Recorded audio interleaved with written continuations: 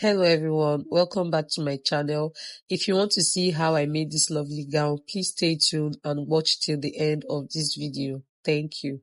We'll be starting off with our basic bodice measurements, and all you need is your chest line and full length measurement, which is your shoulder to your waistline.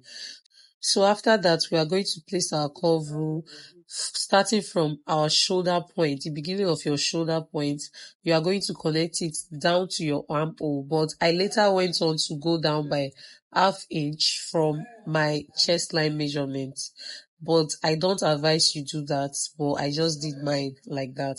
So after that, you are going to place your curve and you try to get like a sweet curve. So I tried using this part of my curved rule, but I realized that it was too deep.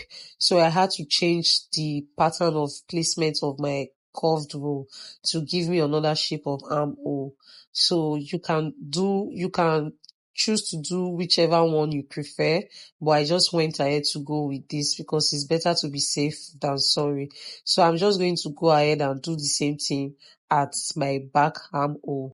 So for this particular gown, we'll be having a pleat at the waistline. That is why I'm stopping my drafting at the waistline.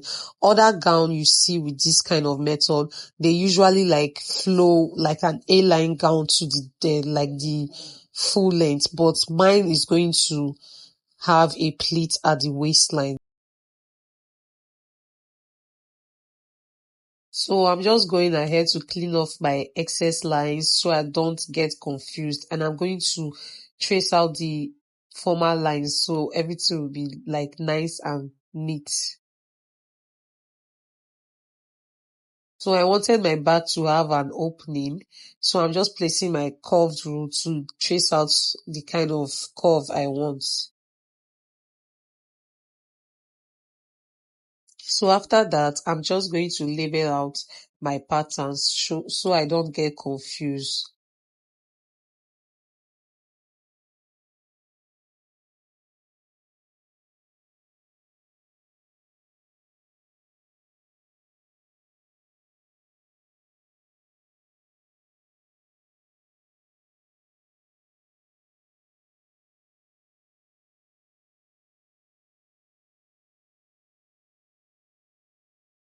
So as you can see here, I did not cut out the neckline of my front pattern because I was going to trace it out later.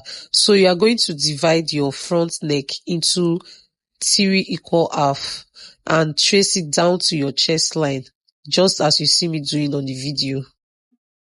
So I'm stopping my slash and spread method at the chest line because I just needed the pleat at the neck. So later on, I discovered that my phone was not recording when I slashed out the paper, but I went on to explain what I did. So just take a look at what I'm doing. So after marking out the straight lines connecting to your chest line, you are going to do the slash and spread method. But this is tricky because the way I slashed it is, if you know how to slash and spread a mermaid skirt, this is how you usually do it. So I slashed at the first line, then I extended it at the bottom part. If you look closely at the video, you see it. Then slash at the second part, extended it at the bottom part, slash at the third line, extended it. Then at the last line, I slashed and extended it to the part going towards the armhole. So just take a look at what I'm explaining on the video because that's how you are going to understand what I'm doing. So you will take another piece of paper and you will just begin to slash and spread. You can decide to use 1 inch, 2 inch, depending on how far you can spread it.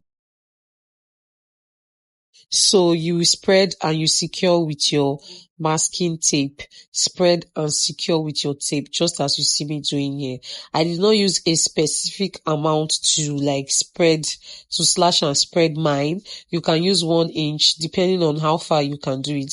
So I'm just going with whatever works best for me, and I'm just spreading it how far I can, and just spread and secure with your masking tape, and that will be fine.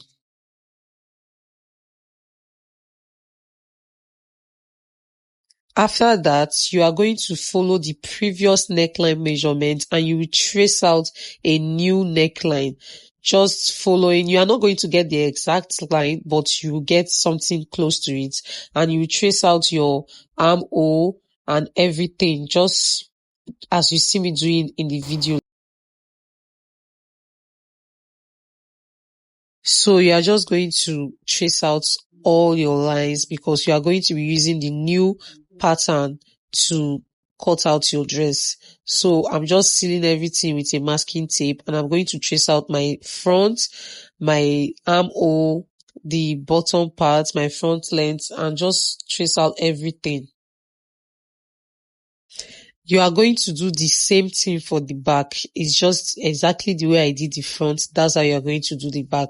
Just slash and spread, ending at your chest line.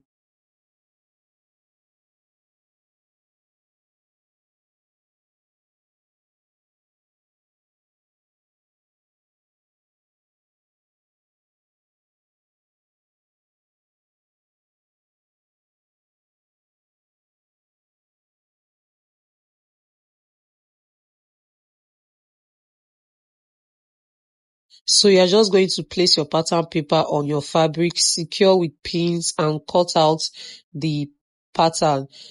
And remember to add allowance at the places where you need to add allowance. For me, I already had my full length, which is the shoulder to waist measurement. So as you can see on the video, I did not add any other measurements because I don't want it to go down too much. And I'm going to add my sewing allowance at the side. My armhole, I'm going to add ½ inch that we use to fold it in. The neckline, I'm going to add ½ an inch that we use to fold it in. So that's it.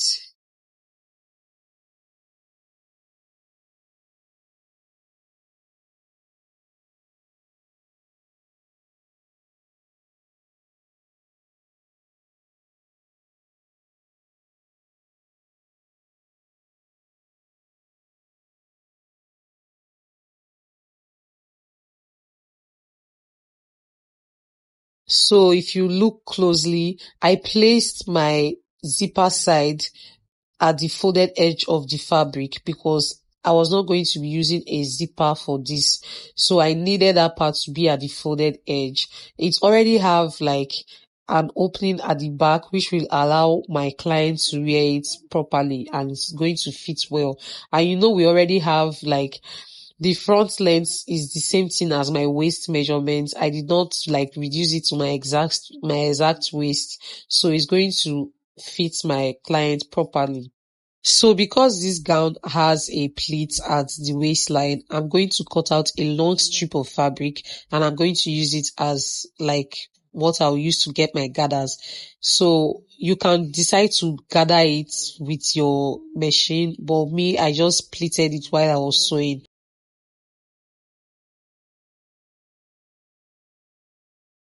But I later went on to add an elastic strip at the waistline just for it to hug the waist more. So I pleated my front neckline to give me 6 inches and the back I pleated it 3 inches on both sides.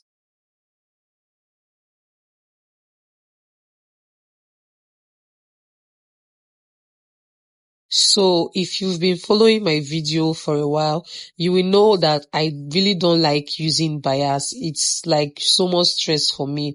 So for me to fold my curved edge, remember I added ½ an inch. I'm just going to fold it 0.25. Then I'll go in again and fold it an extra 0.25 and it works fine.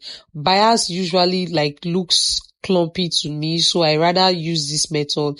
And after pressing with an iron, it's just like it's a smooth finish for me. You can use this method and it works so fine. It's better than a bias in my own opinion. But if you prefer using the bias, it's fine. Just do whatever works for you. So after that, you are just going to cut out a long strip of fabric, folded fabric of 2 inches, and you are going to use that to end the neckline. So the front neckline and the back neckline, you are just going to hold the edges of the armhole and you are just going to seal it with a stitch, not half an inch, not 0.25. You are just going to seal it with a stitch.